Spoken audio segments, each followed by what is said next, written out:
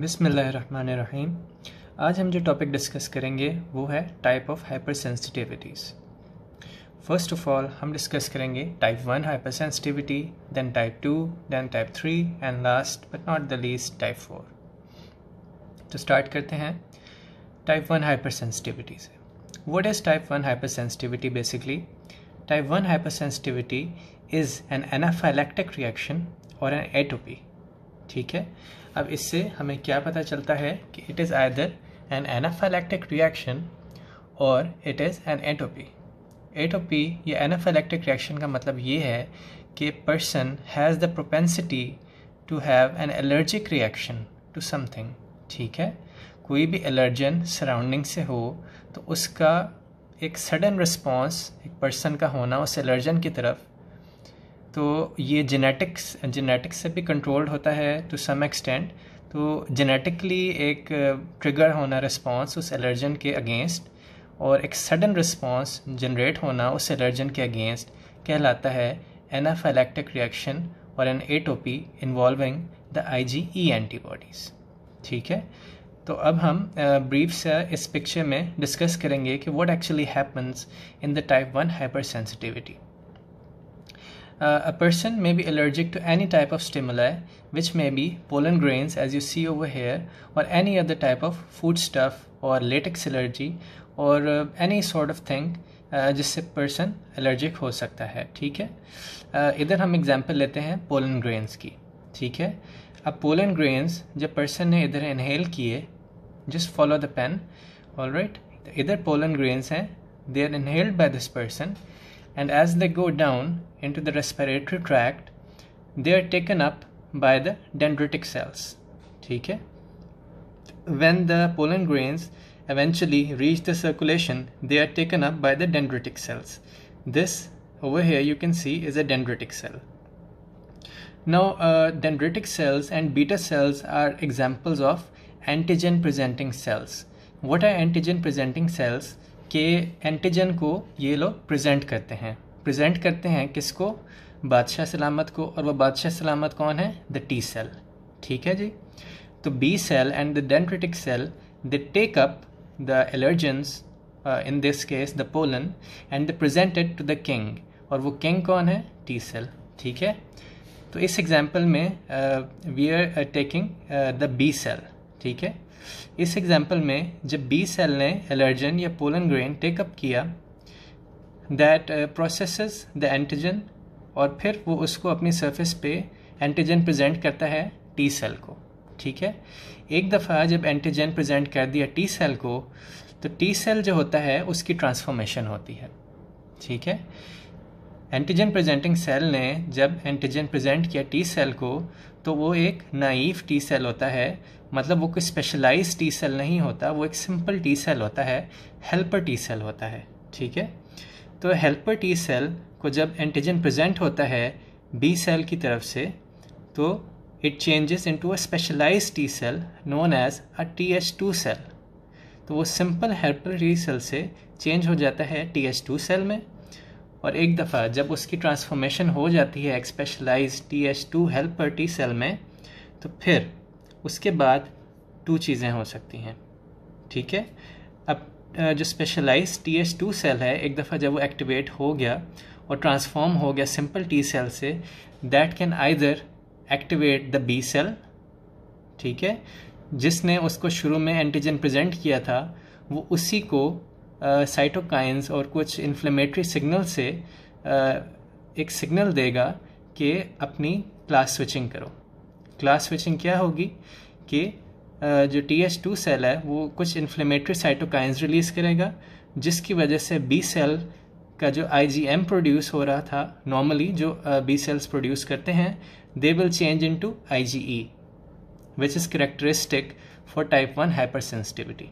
ठीक है, तो इधर हमने एक पाथवे देखा कि एक दफ़ा जब सिंपल टी सेल से ट्रांसफॉर्म होकर TH2 सेल बना, तो that will again cause the B cells to change its class from IgM to producing IgE। ठीक है जी, एक दफ़ा जब IgE प्रोड्यूस हो गया तो हम कहेंगे the person has undergone sensitization। एक दफ़ा जब सेंसिटाइजेशन हो जाती है तो subsequent exposure to the same allergen, in this case pollen, might initiate और ट्रिगर अ सीवियर अटैक। ठीक है, क्योंकि उसमें already preformed IgE antibodies मौजूद होंगी, because he has been sensitized before due to the contact with the pollens before। ठीक है, तो अब अगर सब्सिक्वेंट एक्सपोजर होगा तो एक सडन और सिवियर रिएक्शन होगा जिसे हम एनाफिलैक्सिस या एटोपी भी कहते हैं। अब इधर तो हमने एक पाथवे देखा जिसमें B सेल्स की क्लास स्विचिंग होती है TH2 सेल्स की वजह से। इधर दूसरा पाथवे क्या आता है कि जब एक दफ़ा TH2 सेल एक्टिवेट हो गया तो उसने B सेल को क्लास स्विच करने के बजाय डायरेक्टली ये एरो को आप फॉलो करें, उसने जाके एक्टिवेट किया इयोसिनोफिल्स को। ठीक है, तो इयोसिनोफिल्स भी जो है एक इन्फ्लेमेटरी रिएक्शन इंड्यूस कर सकते हैं और एक तरह का एनाफिलैक्टिक रिएक्शन शो होगा।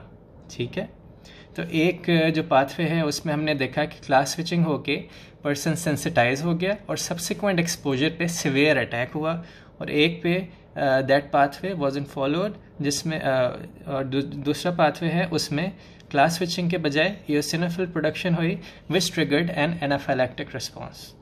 ठीक है, और ये जो नंबरिंग है इस सब के एंड में आप देख रहे हैं कि 5 मैंने बहुत बड़ा लिखा हुआ है, because this is the end and the last step for the type 1 hypersensitivity, and जो नंबर 5 है that actually shows the severe attack. ठीक है, सब्सिक्वेंट एक्सपोजर हुआ या इयोसिनोफिल प्रोडक्शन हुई तो उसकी वजह से जो सिवियर अटैक होगा वो नंबर 5 रिप्रेजेंट कर रहा है इन डॉटेड लाइन से। ठीक है, सर्टेन एग्जांपल्स जो कि हम लेंगे साइड पे आप देख रहे हैं टाइप 1 हाइपरसेंसिटिविटी की, they are the food allergy, any bee sting, latex gloves allergy, and the allergic asthma. Now we'll move on to the second type of hypersensitivity, that is the type 2 hypersensitivity.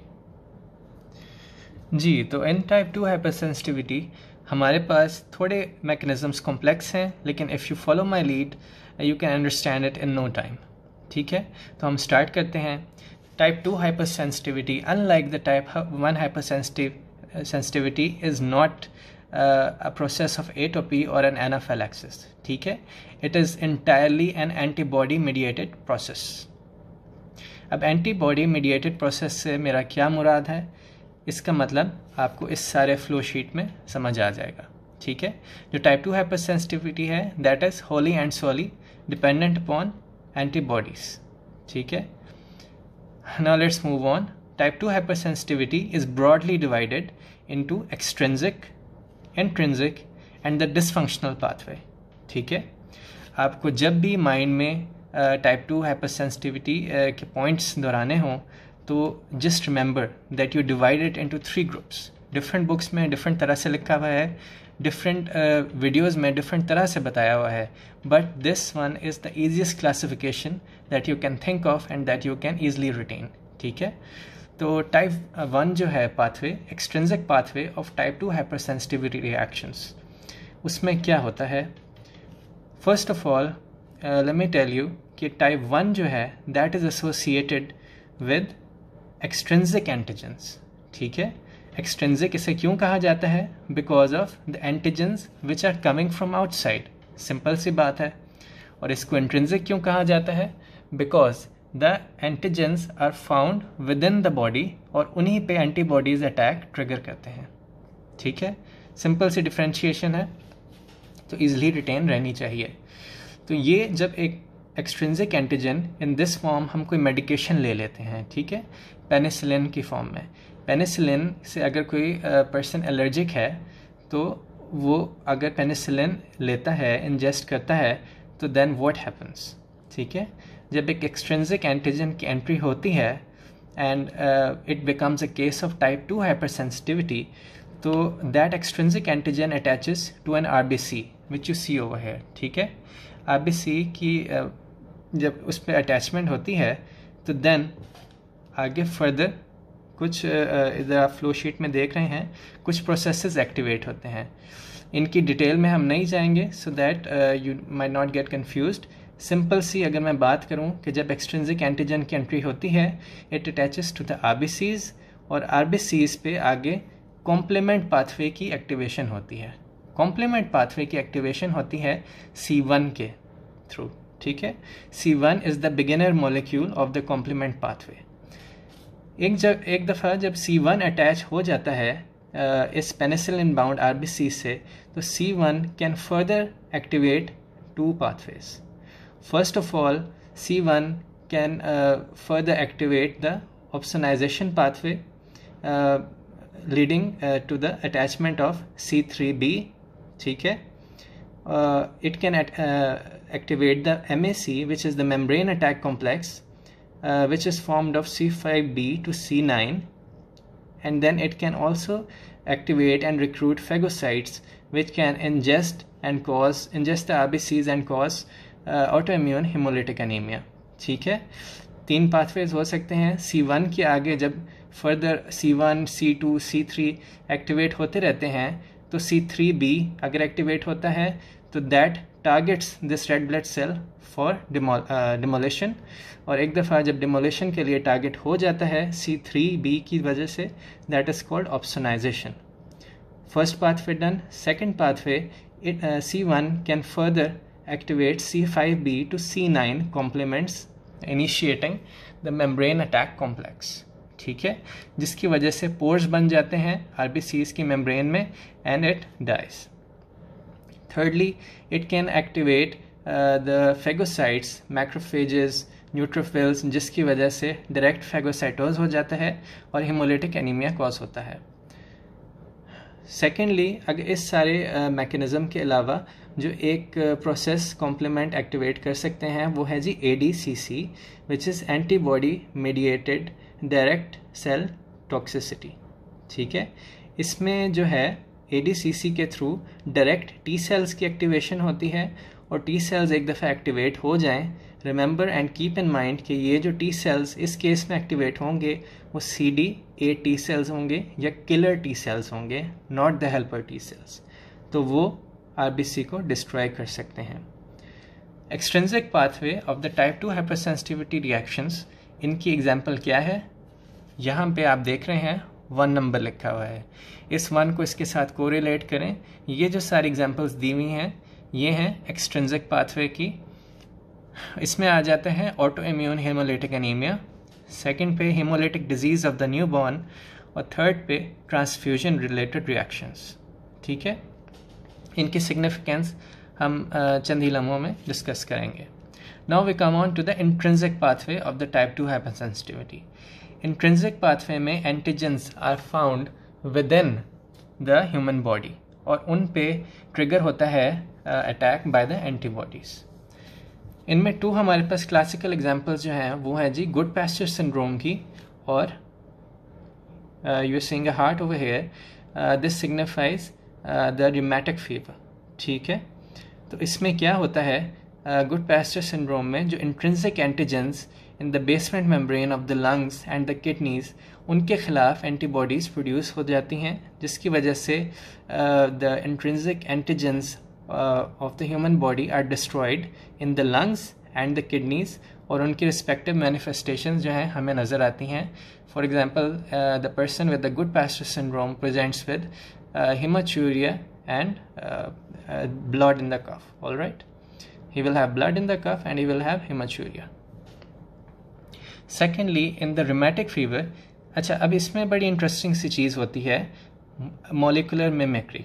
First of all, इसमें जो start होता है rheumatic fever का वो होता extrinsic antigen के through ही है, ठीक है। एक एक्सट्रिंसिक एंटीजन जो आता है ग्रुप बीटा स्ट्रेप्टोकोकस का, तो that becomes a foreign antigen, ठीक है, दैट प्रोड्यूसेस एंटीबॉडीज़। अब वो एंटीबॉडीज़ जो हैं दे अटैक दैट एंटीजन, लेकिन they also have a mimicry with the antigens on the heart, ठीक है। जो एक्सट्रिंसिक एंटीजन दाखिल होगा बॉडी में स्ट्रेप्टोकोकस का, that will initiate the production of antibodies. हो गया सिंपल, ठीक है। लेकिन जो एंटीबॉडीज़ उसको तबाह करने में यूज़ होंगी, they will also destroy the M antigens present on the heart, ठीक है। तो that will have an effect on the heart. Over here you can see that the antigen is extrinsic, but the reaction in the end is intrinsic, ठीक है।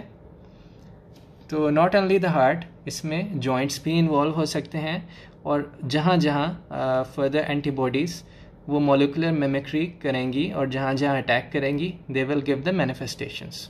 All right, let's move on to the third pathway for the type 2 hypersensitivity reactions, which are the dysfunctional pathway. अब dysfunctional pathway में क्या होता है? That can present to us in the form of two ways. First of all, dysfunctional pathway can be in the form of blockade, and dysfunctional pathway can be in the form of activation. Now, what do these terms mean? In blockade pathway, what happens that the antibodies bind to the specific target and block the activation, ठीक है। अगर कोई body का part एक activate हो के कोई function अंजाम दे रहा है, तो वहाँ पे जब एंटीबॉडीज़ बाइंड कर जाएंगी तो वहाँ पे सिग्नल ट्रांसमिशन को हैम्पर करेंगी, ठीक है। इसकी क्लासिकल एग्जांपल है myasthenia gravis. In the myasthenia gravis post जो ट्रांसमिशन वाले मेम्ब्रेन है उस पे anti acetylcholine esterase antibodies जो हैं वो बाइंड हो जाती हैं, ठीक है। एक दफ़ा जब antibodies against the acetylcholine they bind to the post synaptic terminal, they prevent the action potential from the pre synaptic membrane from reaching the post synaptic membrane, ठीक है। तो जब तक कि एंटी एसिटाइल कोलिन एंटीबॉडीज़ रहेंगी इस place पे, they will prevent the action of acetylcholine leading to the blockade of action potential. Further हम आ जाते हैं एक्टिवेशन पाथवे पे। यहाँ पे एक आप पर्सन देख रहे हैं जिसकी एक आंख छोटी है और एक आंख looking to be like an exophthalmos, ठीक है। तो एक्सोप्थैल्मोस की जो प्रोटोटाइप कंडीशन हम इधर डिस्कस करेंगे, that will be the Graves disease. Graves disease में क्या होगा कि first of all the antibodies which are binding over here, they are not having a blockade effect, they are having an inverse effect of the blockade, that is the activation effect, ठीक है। अब यहाँ पे blockade के बजाय antibodies ने जब bind किया तो उन्होंने उल्टा एक्टिवेशन शो की। Activation of what? Activation of the thyroid hormones.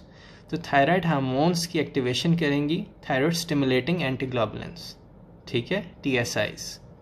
तो माइस्थीनिया ग्रेविस में जो एंटीबॉडीज़ थी वो ब्लॉकेट कर रही थी, जबकि जो ग्रेव्स डिजीज़ है उसमें एंटीबॉडीज़ एक्टिवेशन करेंगी। इधर एक छोटी सी बात जो हम डिस्कस करेंगे before finishing off type 2 hypersensitivity is the Coombs test, ठीक है। What is the Coombs test? अब यहाँ पे आप देख रहे हैं कि एक्सट्रिंसिक का मैंने इधर 1 और 1 लिखा हुआ है, जस्ट कंपेयर दीज टू, ठीक है। The blood reactions autoimmune haemolytic anaemias are of the extrinsic pathway, ठीक है। अब एक्सट्रिंसिक पाथवे से जब हमें एक पिक्चर मिल जाएगी हेमोलिटिक एनीमिया की, तो उसको टेस्ट करने के लिए हम जो मेथड यूज़ करते हैं that is the Coombs test. अब कुम्स टेस्ट 2 टाइप्स का होता है, one is the direct and one is the indirect Coombs test, ठीक है। डायरेक्ट कुम्स टेस्ट वो होता है जिसमें कि हमारे पास ऑटो इम्यून हेमोलिटिक एनीमिया की कंडीशन होती है। फॉर एग्जांपल इधर पेनिसिलिन की मैंने आपको एग्जांपल दी थी, पेनिसिलिन अटैच हुई हुई थी RBC पे। तो अगर कोई मेडिकेशन है या कोई ऐसा प्रोसेस है जो कि RBCs को डिस्ट्रॉय कर रहा है या एंटीजन जो है RBCs पे लगा हुआ है, तो उसको डिटेक्ट करने के लिए हम कुम्स रिएजेंट डायरेक्टली उसमें डालेंगे। कुम्स रिएजेंट में कुछ भी नहीं होता, सिर्फ एंटीबॉडीज़ होती हैं। तो अगर कुम्स रिएजेंट की एंटीबॉडीज़ इस एंटीबॉडी को डिटेक्ट कर लेंगी, ठीक है, जो एंटीजन एंटीबॉडी को डिटेक्ट कर लेंगी जो कि ऑलरेडी प्रेजेंट होंगी इधर, तो फिर that will cause an agglutination. This is called a direct Coombs test which detects the presence of antigen antibody complexes और एंड में हमें एग्लूटिनेशन मिलती है, और this is used for autoimmune haemolytic anaemias, the direct Coombs test. The direct Coombs test ये hot autoimmune haemolytic anaemias में भी use हो सकता है और cold autoimmune haemolytic anaemias में भी यूज़ हो सकता है। Secondly we come to the indirect Coombs test. Indirect Coombs test में हम प्री फॉर्म्ड एंटीबॉडीज़ को चेक करते हैं। प्री फॉर्म्ड एंटीबॉडीज़ में क्या क्या आ जाता है हमारे पास, उसमें जो नीचे वाली 2 एग्जाम्पल्स हैं they can be tested by the indirect Coombs test, that is the haemolytic disease of the newborn and the transfusion reaction. अच्छा, इसमें हमें सिर्फ एंटीबॉडीज़ क्योंकि पता लगानी होती हैं, तो फॉर एग्जांपल अगर एक पर्सन है उसका ए ब्लड ग्रुप है, ठीक है, तो उसमें टाइप बी एंटीबॉडीज़ होंगी, ऑलराइट। तो इसलिए उसको टेस्ट करने के लिए हम क्या करते हैं कि हम उसे लेबॉर्ट्री में प्रिपेयर किए गए आरबीसी से पेशेंट का सीरम मिक्स कर देते हैं। एक ए ब्लड ग्रुप वाले एंटीजन एक ब्लड ग्रुप वाले पेशेंट में जब आरबीसीज एंटर होंगे तो वो एंटीजन एंटीबॉडी कॉम्प्लेक्सेस बना देंगे, ठीक है। जब एंटीजन एंटीबॉडी कॉम्प्लेक्सेस बन जाएंगे तो उनमें फिर हम सिंपली कूम्स रिएजेंट डाल देंगे, डायरेक्ट कूम्स टेस्ट की तरह। तो अगर तो एग्लूटिनेशन हो जाती है, ठीक है, तो फिर हमें एंटीबॉडीज़ का पता चल जाएगा कि टाइप ए पर्सन में टाइप बी एंटीबॉडीज़ हैं, ठीक है। Similarly haemolytic disease of the new born में जब RH नेगेटिव और RH पॉजिटिव की वजह से एंटीबॉडीज़ प्रोडक्शन होती है मदर्स के ब्लड में, तो वो antibodies they can be tested by the indirect Coombs test. जी, तो अब हम मूव करेंगे टाइप 3 हाइपरसेंसिटिविटी रिएक्शंस की तरफ। तो टाइप 3 हाइपरसेंसिटिविटी रिएक्शंस में क्या होता है?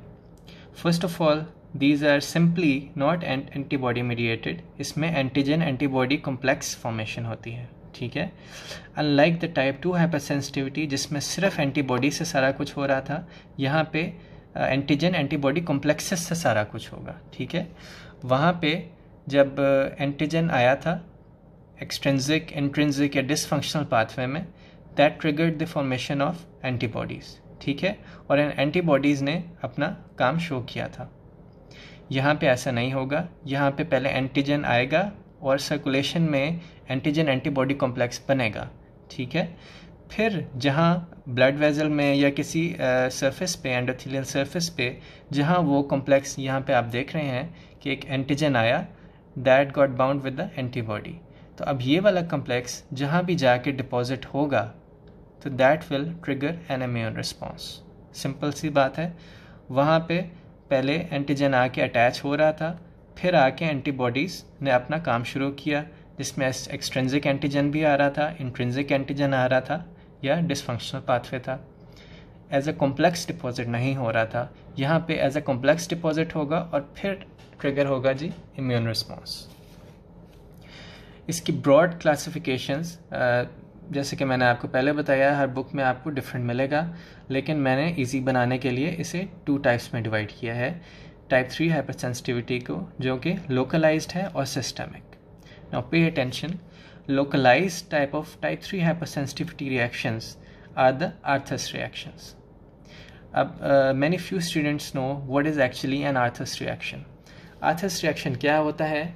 It is a localised type of type 3 hypersensitivity reaction, ठीक हो गया।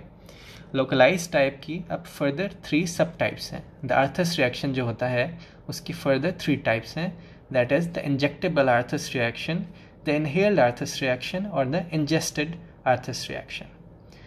इंजेक्टेबल आर्थस रिएक्शन में क्या होता है? एज द नेम इंडिकेट्स कि कोई इंजेक्शन लगाया, उसकी वजह से localise type 3 hypersensitivity reaction trigger हुआ। उसमें हमारे पास कौन कौन सी एग्जाम्पल आ जाती हैं? उसमें हमारे पास एग्जाम्पल आती है जी टेटनस या डिप्थेरिया। मतलब जब टेटनस का शॉट लगवाया या डिप्थेरिया का, तो वो एंटीजन्स जो थे they got complexed with the antibodies, IgG in this case, ठीक है। तो जो एंटीजन एंटीबॉडीज़ कॉम्प्लेक्सेस थे, तो उन्होंने स्किन में एक लोकलाइज्ड एरिथीमा शो किया, ठीक है। स्किन में एक localised type 3 hypersensitivity reaction show हुआ टेटनस और डिप्थेरिया के इंजेक्शन की वजह से। Secondly, the inhaled Arthus reaction. In the inhaled Arthus reaction हमारे पास 2 क्लासिकल एग्जांपल्स आ जाती हैं, फार्मर्स लंग की और पिजन ब्रीडर्स लंग की। हाइपरसेंसिटिविटी रिएक्शंस हैं जिनकी वजह से जो फार्मर्स और जो इस तरह खेत में काम करते हैं और उनको कोई ट्रिगर होता है इम्यून रिस्पॉन्स, तो वो इनहेल्ड आर्थस रिएक्शन होता है, जिसकी वजह से जैसे जब वो एलर्जन या एंटीजन इनहेल करते हैं तो लोकलाइज्ड लंग्स में इन्फ्लेमेशन होती है and they suffer from the type 3 hypersensitivity. और जो third type of Arthus reaction है that is the ingested Arthus reaction. Ingested Arthus reaction में क्या होता है उसकी हम बिफोर एक्सप्लेनिंग उसकी क्लासिकल एग्जांपल हम लेंगे सीलिएक डिजीज़ की, ठीक है। एंटीजन एंटीबॉडी कॉम्प्लेक्सेस जो होते हैं they get deposited in the bowel and further in the end they can lead to different sorts of inflammation, जिसमें विलस एट्रोफी हो जाती है, क्रिप्ट हाइपरप्लेजिया और फर्दर सो ऑन। इस तरह डिफरेंट मैनिफेस्टेशन सीलिएक डिजीज़ में हमें मिल सकती हैं due to ingested Arthus reaction. अच्छा जी, ये तो होगी एक टाइप हमारी, that is the localised type of type 3 hypersensitivity. अब हम मूव ऑन करेंगे second type of type 3 hypersensitivity की तरफ, that is the systemic type 3 hypersensitivity. Systemic type 3 hypersensitivity में क्या होता है, उसकी हमारे पास क्लासिकल एग्जांपल है सीरम सिकनेस की। What is actually serum sickness? अब सीरम सिकनेस की फर्दर 2 सब टाइप्स में मैं इसे डिवाइड करूँगा so that you can retain it better. Different जगहों पे काफ़ी कंफ्यूज किया गया है कि what is actually serum sickness. कहीं पे सिर्फ बताया गया है कि widespread anti inflammatory disorders होते हैं, कहीं पे स्नेक बाइट का कुछ बताया हुआ है। तो इसे ईजिली हम 2 टाइप्स में डिवाइड कर देते हैं फॉर बेटर अंडरस्टैंडिंग। 2 टाइप्स में डिवाइड करके हम इसे डिवाइड करेंगे स्नेक बाइट सीरम सिकनेस में and autoimmune serum sickness में। जो स्नेक बाइट सीरम सिकनेस होती है उसमें when a snake bites a person, तो उसमें जो उसका एंटीजन होगा that will lead to the formation of antibodies. Simple सी बात है, जो स्नेक का वेनम होगा that will act as an antigen that will trigger an immune response and lead to the formation of antibodies against the venom of the snake. Now these antigen antibody complexes are going to deposit in a widespread area, ठीक है। widespread area में करेंगे तो they can trigger a systemic serum sickness, ठीक है। तो एक तो ये हो गई ये एक एग्जांपल मेन जो आपको याद रखनी है स्नेक बाइट की। और सेकंड जो हम ऑटो इम्यून कंडीशंस की बात करेंगे वो है, उसमें जो क्लासिकल एग्जांपल हमारे पास आएगी वो है SLE। और SLE के अलावा जो रीजनल ऑटो इम्यून डिजीज़ हैं which form a part of type 3 hypersensitivity वो हैं जी PAN polyarthritis nodosa, PSGN post streptococcal glomerular nephritis and the Raynaud's phenomena, ठीक है, जिसमें bluish discolouration of the fingers होती है एंड ट्रिपल फेज रिस्पॉन्स होता है। तो that comes into the category of type 3 hypersensitivity. तो इसमें क्या होता है ऑटो इम्यून कंडीशन में, इसमें जो डैमेज्ड पार्ट ऑफ DNA होता है in the case of SLE that can react as an auto antigen, ठीक है। Any damaged portions of the immune system, ठीक है, that can act as a auto antigen जिसकी वजह से antibodies are formed against that. Now these antigen antibody complexes are deposited in the vessels, they are deposited in the joints, they are deposited in the skin, leading to the different manifestations of the SLE such as the vasculitis, the pleuritis, the renal crisis and the pulmonary crisis, because these antigen antibody complexes deposit in various organs and different systems, leading to the serum sickness and ultimately type 3 hypersensitivity reactions. जी, तो type 4 hypersensitivity reactions पे move करने से पहले एक brief सी diagrammatic presentation ये देख लें। This will prove to be helpful for you for understanding the type 3 and the type 4 hypersensitivity in the better way. तो यहाँ पे आप देख रहे हैं कि फर्स्ट ऑफ ऑल यहाँ पे मैंने लिखा हुआ है 3 और यहाँ पे लिखा हुआ है 4। ये हाइपरसेंसिटिविटी की टाइप्स को शो कर रहे हैं, और rather I should write a 1 over here as well, ठीक है। 1 और 3 हाइपरसेंसिटिविटी रिएक्शंस में जो है ये आपको पहली पिक्चर मिलेगी और 4 में आपको ये दूसरी पिक्चर मिलेगी। Just go with the flow, all right. First of all ये एक B सेल है और ये एक T सेल है।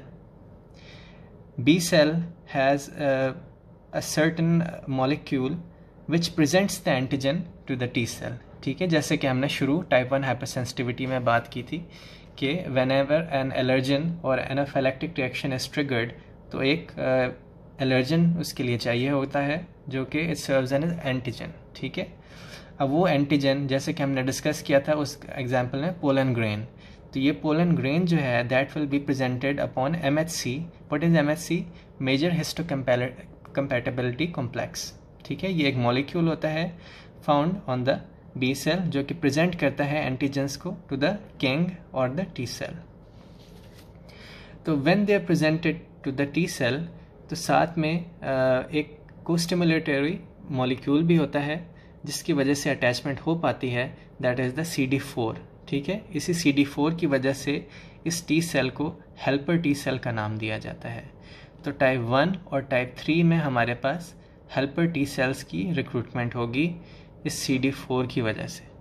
ठीक है, अच्छा तो अपनी स्टोरी पे चलते हैं कि MHC ने जब एक मॉलिक्यूल प्रेजेंट किया टी सेल को in the form of pollen grain, जैसे कि हमने डिस्कस किया, with the help of costimulatory molecule the CD4, तो एक सर्टन एक चेन ऑफ मॉलिक्यूल्स और भी होती है जिनकी वजह से एग्जैक्ट अटैचमेंट हो सकती है एग्जैक्ट बी सेल की एग्जैक्ट टी सेल के साथ। स्पेसिफिसिटी होती है इन कोस्टिमुलेटरी मॉलिक्यूल्स की वजह से। तो टी सेल पे जो मॉलिक्यूल होता है that is the CD40 ligand और पी सेल पे जो होता है that is the CD40।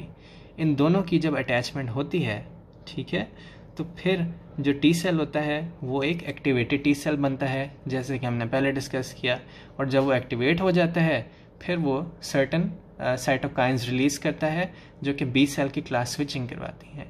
B cell की क्लास स्विचिंग होती है तो IgM ऑलरेडी वो प्रोड्यूस कर रहा होता है तो वो IgG प्रोड्यूस करने लग जाता है इन टाइप 3, जबकि वो IgM से IgE प्रोड्यूस करने लग जाता है इन टाइप 1।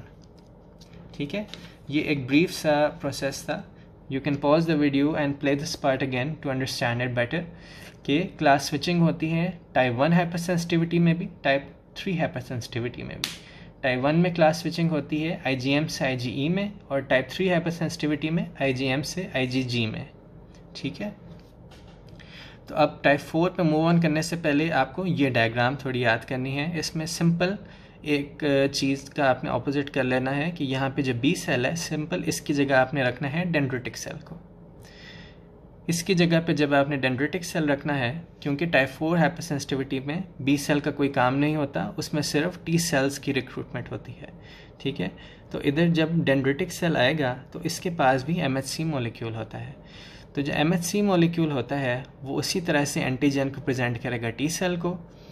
एक दफ़ा जब टी सेल एक्टिवेट हो जाएगा, जिस तरह इसमें कोस्टिमुलेटरी मॉलिक्यूल्स थे इस तरह इसमें भी CD28 और B7 मॉलिक्यूल होगा।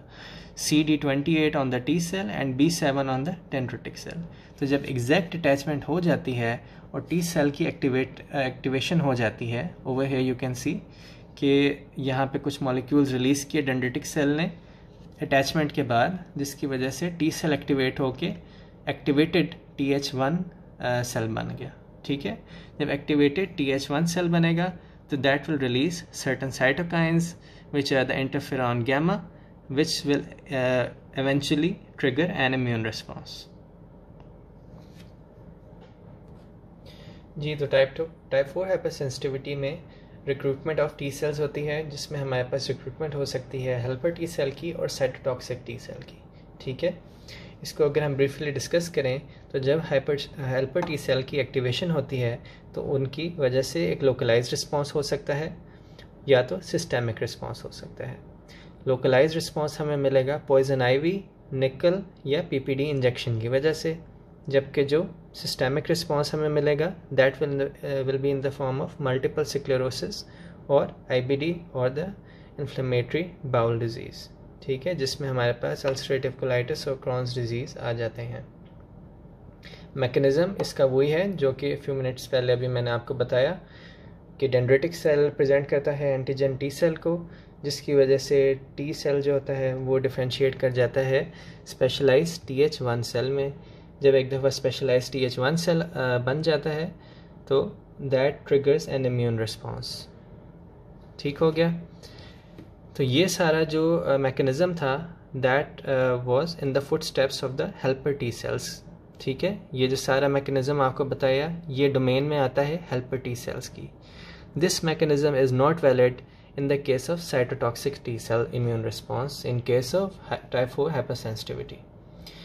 In the cytotoxic T cell response directly जो कि cells of the body होते हैं वो प्रेजेंट करते हैं एंटीजेंस साइटोटॉक्सिक टी सेल्स को, और जो साइटोटॉक्सिक टी सेल्स होते हैं they trigger an immune response by directly secreting certain substances that is the perforins और द ग्रेंजाइम्स। ठीक है, तो ये पोर्स क्रिएट कर देते हैं एक सेल की मेम्ब्रेन में, जिसकी वजह से सेल डेथ डायरेक्टली हो जाती है।